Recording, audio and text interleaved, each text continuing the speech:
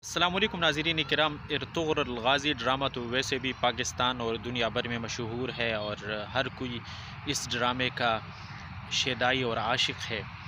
इर्तुग़रुल drama जहाँ इसमें मुसलमानों की वो जीत और मुसलमानों की वो इज़्ज़त दिखाई गई है, वहीं पे मुसलमानों की रहमदिली और इस्लाम और मुसलमानों के मुताल्लिक़ कुछ अच्छी बातें भी इसमें हैं और दिखाई गई हैं।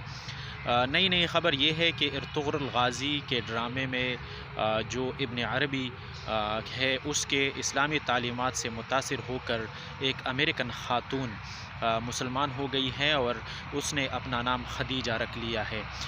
वो कहती हैं कि मैंने इर्तुग़रुल ड्रामे को देखा और उस ड्रामे में इब्न अरबी के इस्लामी तालीमात को देखकर मैं उससे मुतासिर हो गई और मुतासिर हुए बिना ना रह सकी और इस्लाम को कबूल किया।